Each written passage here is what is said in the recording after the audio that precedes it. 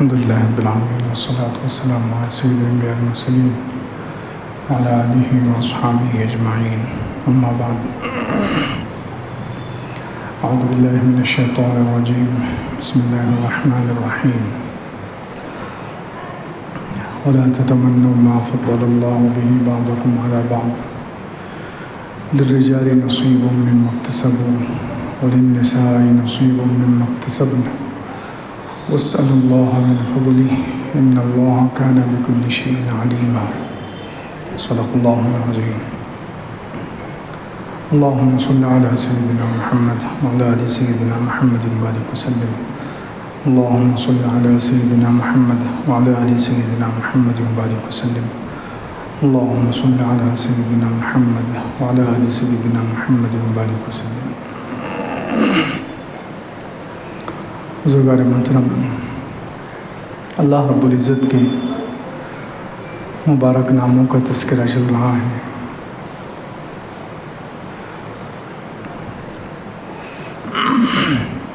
پچھلے ہفتے القابض اور الباسط ان دو ناموں کا تذکرہ ہوا تھا۔ اس ہفتے انشاءاللہ الخافض اور الرافع کا تذکرہ ہوگا۔ یہ دو اللہ تعالیٰ کے نام ہیں، الخافض اور ایک ہے الرافع۔ الخافض کہتے ہیں پست کرنے والا، اور الرافع کہتے ہیں بلند کرنے والا۔ اللہ رب العزت کی دو صفتیں ہیں، صفاتی نام ہیں کہ اللہ رب العزت پست بھی کرتا ہے، یعنی دشمنوں کو پست کرتا ہے۔ جو اللہ کے نافرمان ہوتے ہیں ان کو اللہ تعالیٰ نیچے کرتا ہے، پست کرتا ہے، اور جو اللہ کی اطاعت کرنے والے ہوتے ہیں، اللہ کے دوست ہوتے ہیں، ایمان والے ہوتے ہیں، انبیاء علیہم السلام، ان کو اللہ تعالیٰ بلند کرتا ہے۔ تو الخافض اور الرافع، قرآن پاک میں کئی جگہ الرافع اس کی صفت اللہ تعالیٰ نے بیان فرمائی ہے اس نام کے ذریعے سے، کہ اللہ تعالیٰ نے کن چیزوں کو بلند کیا، کیونکہ یہ اللہ تعالیٰ کے اختیار کی بات ہے۔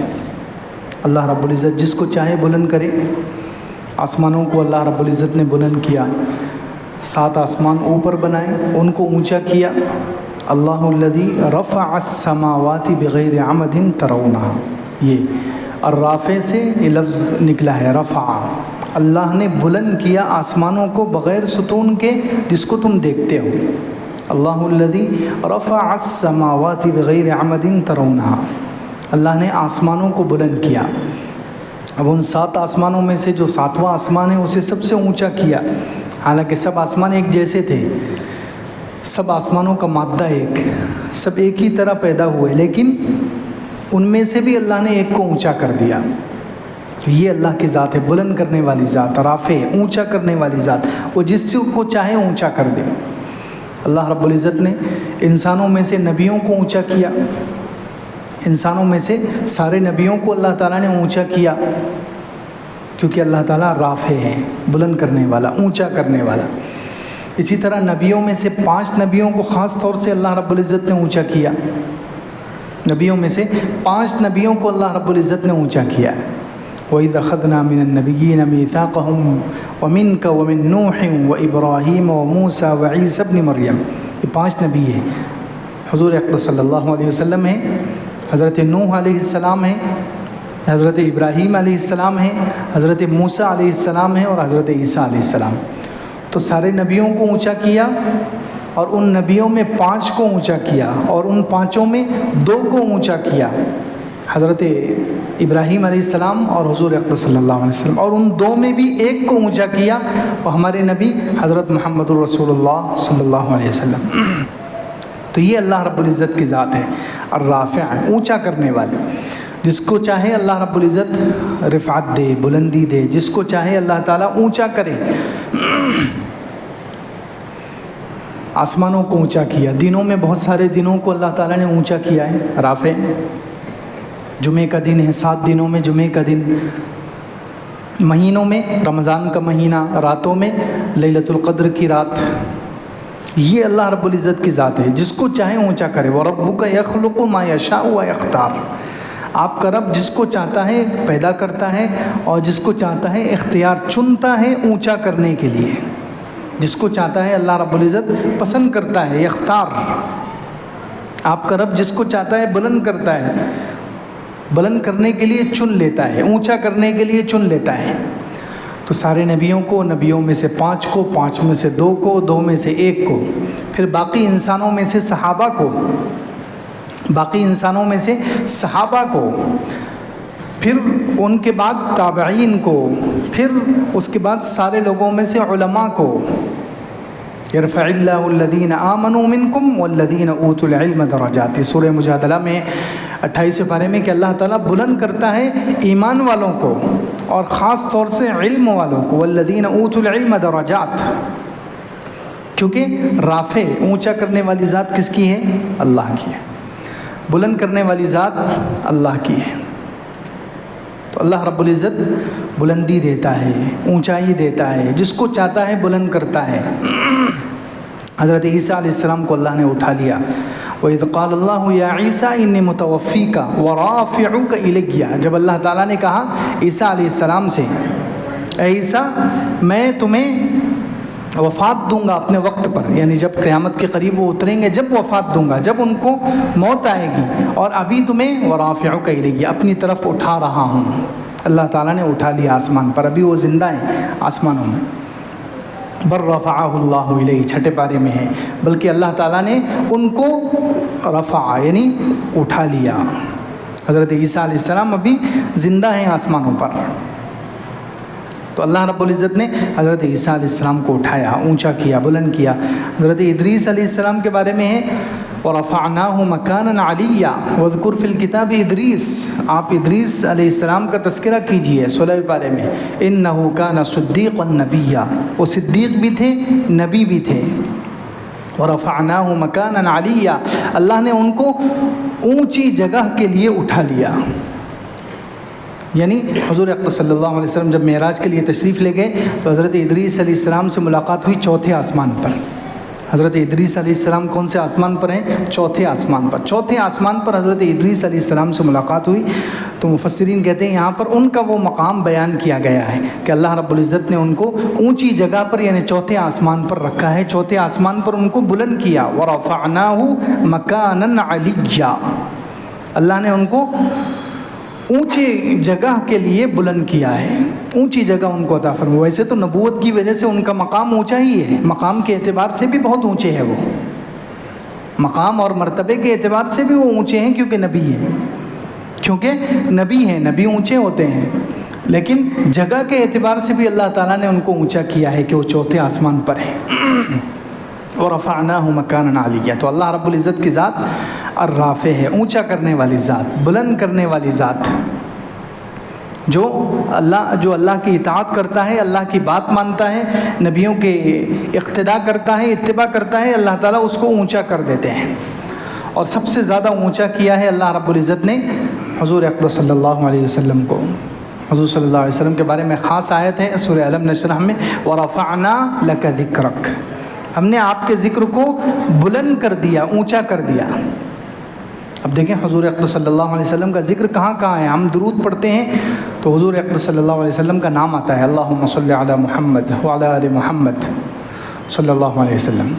تو درود شریف دے کر ہمیں حضور صلی اللہ علیہ وسلم کا ذکر اونچا کر دیا. پوری دنیا کے مسلمان, ہر جگہ کے, زمین کے ہر خطے کے, ہر ملک کے مسلمان درود پڑھتے ہیں. اس طرح حضور صلی اللہ علیہ وسلم کا ذکر اونچا ہے. پھر فرشتے بھی درود پڑھتے ہیں, خود اللہ رب العزت صلات بھیجتے ہیں. اس طریقے سے بھی حضور صلی اللہ علیہ وسلم کا مقام اونچا کیا ہے, ذکر بلند کیا ہے کہ فرشتے بھی درود بھیجتے ہیں, اور اللہ رب العزت کی ذات خود رحمت بھیجتی ہے, صلات بھیجتی ہے اپنے نبی پر. اس طریقے سے بھی حضور کا نام اونچا کیا ہے. پھر جو مسلمان ہوتا ہے وہ کلمہ پڑھتا ہے, اشہد ان لا الہ الا اللہ و اشہد ان محمدًا عبدہ و رسولہ, تو وہ حضور صلی اللہ علیہ وسلم کا نام لیے بغیر مسلمان نہیں ہو سکتا. حضور صلی اللہ علیہ وسلم کی رسالت کا اقرار کیے بغیر وہ مسلمان نہیں ہو سکتا. اس طریقے سے بھی آپ کے ذکر کو اونچا کیا ہے. اس طریقے سے بھی آپ کے ذکر کو اونچا کیا ہے۔ اذانوں میں اللہ رب العزت کے ساتھ حضور صلی اللہ علیہ وسلم کا بھی نام لیا جاتا ہے۔ اشہد ان لا الہ الا اللہ پہلے ہے، اس کے بعد اشہد ان محمد رسول اللہ۔ تو اذان میں بھی حضور صلی اللہ علیہ وسلم کا نام ساتھ رکھ کر آپ کے ذکر کو اونچا کیا ہے۔ اسی طرح ہر خطبے میں، جمعہ کا خطبہ ہو، نکاح کا خطبہ ہو، عیدین کا خطبہ ہو، ہر خطبے میں اللہ رب العزت کا نام آئے گا، حضور اقدس صلی اللہ علیہ وسلم کا بھی نام آتا ہے۔ اس طریقے سے آپ کے ذکر کو اونچا کیا ہے۔ اور رفعنا لک ذکرک، قیامت کے دن شفاعت کا سب سے بڑا مقام حضور اقدس صلی اللہ علیہ وسلم کو حاصل ہوگا۔ شفاعت کا سب سے بڑا مقام کس کو حاصل ہوگا؟ حضور اقدس صلی اللہ علیہ وسلم کو حاصل ہوگا۔ اس طریقے سے بھی اللہ رب العزت نے حضور کے ذکر کو اونچا کیا ہے۔ اسی طریقے سے جنت میں سب سے پہلے حضور اقدس صلی اللہ علیہ وسلم داخل ہوں گے۔ اس طریقے سے بھی اللہ رب العزت نے حضور صلی اللہ علیہ وسلم کے ذکر کو بلند کیا ہے۔ وَرَفَعْنَا لَكَ ذِكْرَكَ، کہ ہم نے آپ کے ذکر کو اونچا کر دیا۔ اللہ رب العزت کی ذات ہے الرافع، بلند کرنے والی ذات، اونچا کرنے والی ذات۔ تو اللہ رب العزت نے حضور اقدس صلی اللہ علیہ وسلم کو اتنی بلندیاں عطا فرمائی ہیں۔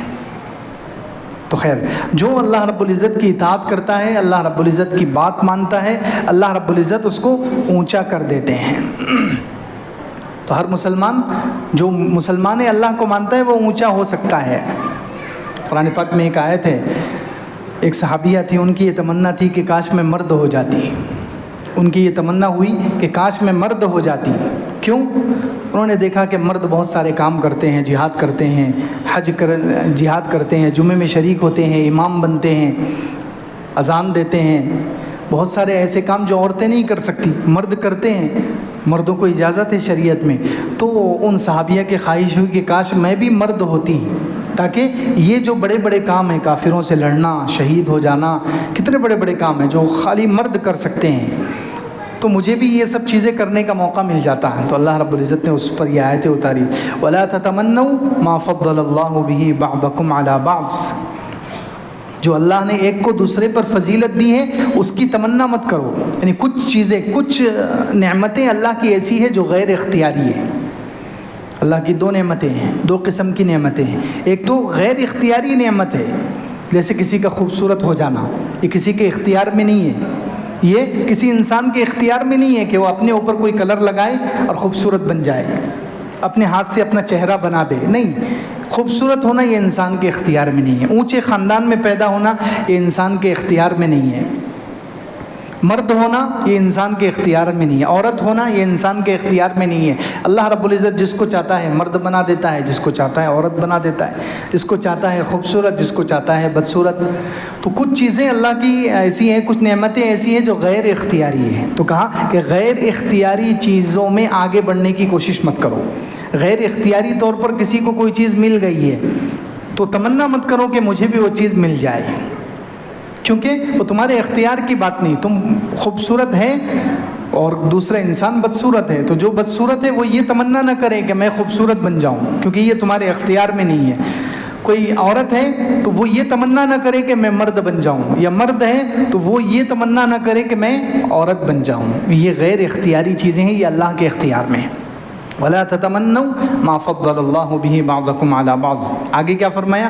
لِلرِّجَالِ نَصِيبٌ مِّمَّا اكْتَسَبُوا وَلِلنِّسَاءِ نَصِيبٌ مِّمَّا اكْتَسَبْنَ، لیکن جن چیزوں میں انسان آگے بڑھ سکتا ہے، جن چیزوں کو اپنی محنت سے حاصل کر سکتا ہے، وہ مرد بھی حاصل کر سکتا ہے، وہ عورتیں بھی حاصل کر سکتی ہے۔ مردوں کے لیے وہ ہے جو انہوں نے کمایا، عورتوں کے لیے وہ ہے جو انہوں نے کمایا۔ یعنی نیک اعمال میں جتنا چاہو آگے بڑھو، اچھے اخلاق میں جتنا چاہے آگے بڑھو، اعمال صالحہ میں، اخلاق فاضلہ میں، یہ دو چیزیں ایسی ہیں کہ انسان اس میں محنت کر کے مرد بھی جتنا چاہے آگے بڑھ سکتا ہے اور عورتیں بھی جتنا چاہے آگے بڑھ سکتی ہے۔ جنت کے درجات ایسا نہیں کہ صرف مردوں کو ملیں گے، عورتوں کو بھی ملیں گے۔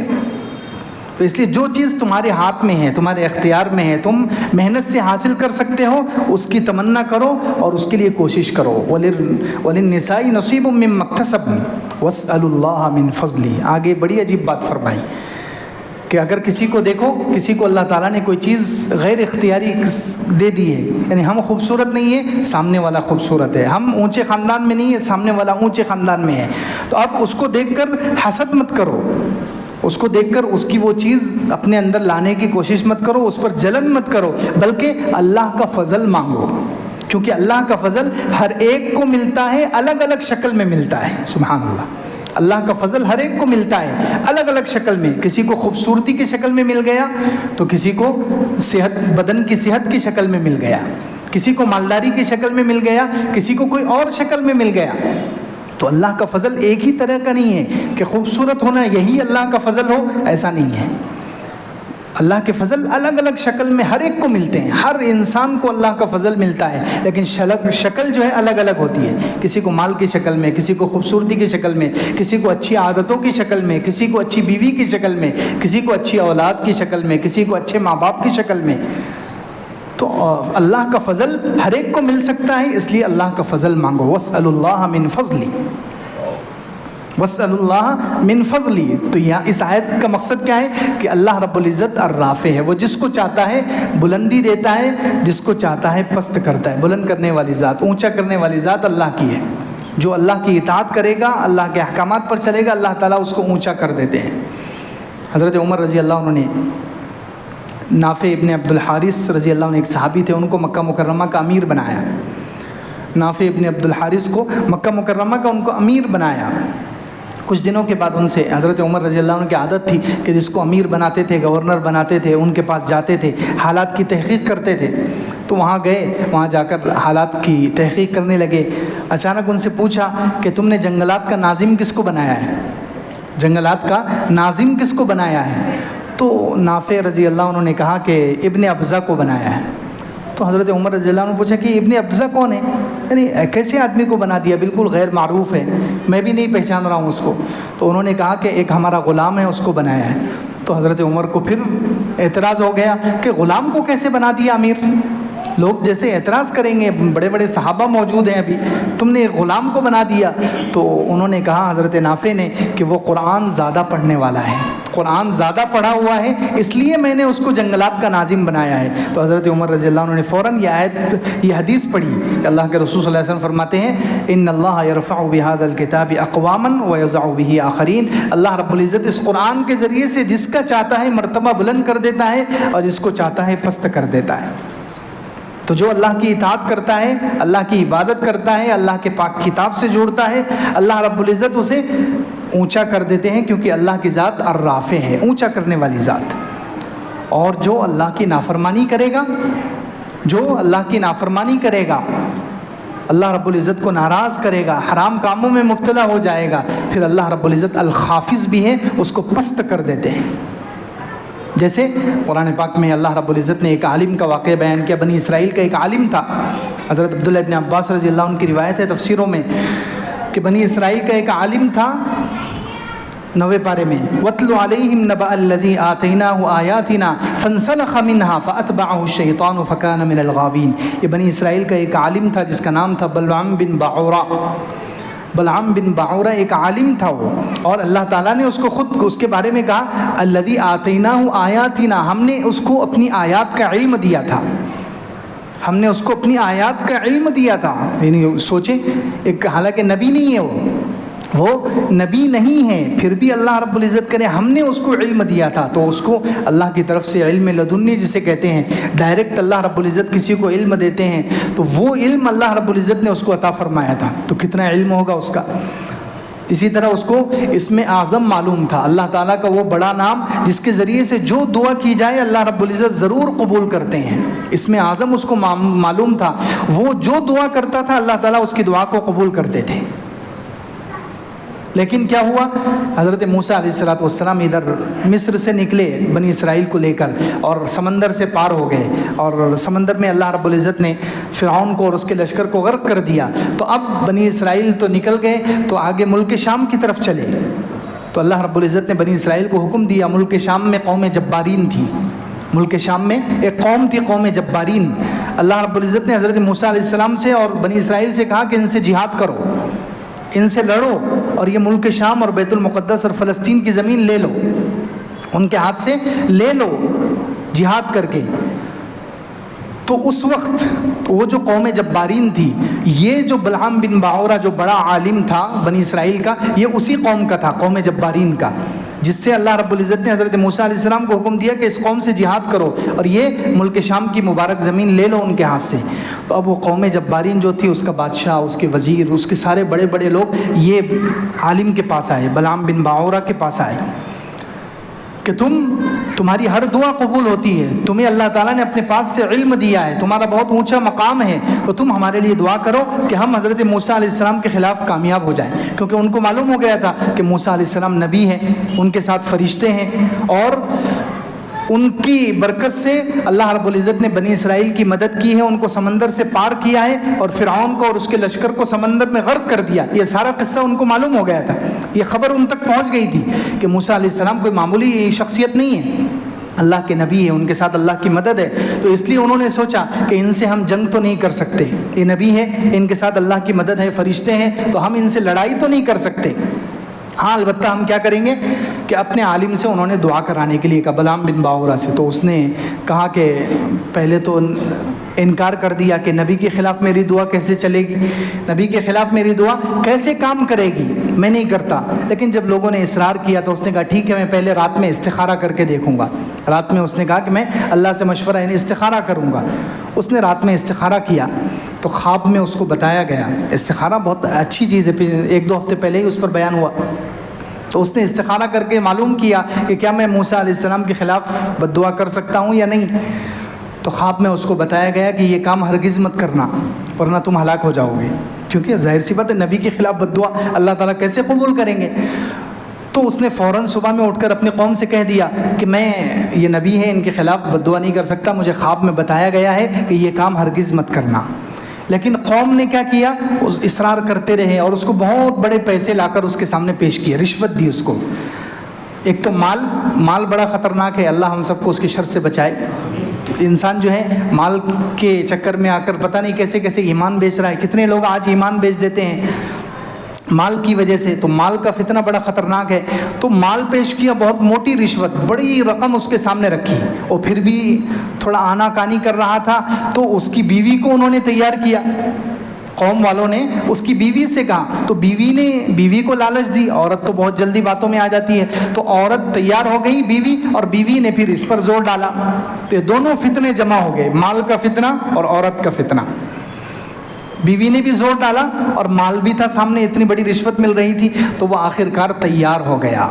یہ اللہ رب العزت نے اس آیت میں کہا ہے، وَاتْلُ عَلَيْهِمْ نَبَأَ الَّذِي آتَيْنَاهُ آيَاتِنَا. اس شخص کا واقعہ بیان کیجئے جس کو ہم نے اپنی طرف سے اپنے پاس سے آیاتین علم دیا تھا. فَانْسَلَخَ مِنْهَا، تو وہ اس سے پورا نکل گیا. انسلاخ کہتے ہیں جیسے بکری کی کھال نکل جائے، کھال ایک طرف اور گوشت ایک طرف، ایسے وہ پورا دین سے نکل گیا. جیسے پین ہوتا ہے، پین کو ڈھکن سے الگ کرو تو ڈھکن ایک طرف ہو گیا، پین ایک طرف، دونوں بالکل ایک دوسرے سے جدا ہو گئے. ایسے وہ شخص پورا دین سے نکل گیا. فَانْسَلَخَ مِنْهَا فَأَتْبَعَهُ الشَّيْطَانُ، شیطان نے اس پر غلبہ پا لیا، شیطان نے اس پر مکمل کنٹرول حاصل کر لیا. فَكَانَ مِنَ الْغَاوِينَ، وہ گمراہ لوگوں میں سے ہو گیا. آگے اللہ تعالیٰ نے کہا وَلَوْ شِئْنَا لَرَفَعْنَاهُ بِهَا، اگر ہم چاہتے تو اس کو اونچا کر دیتے.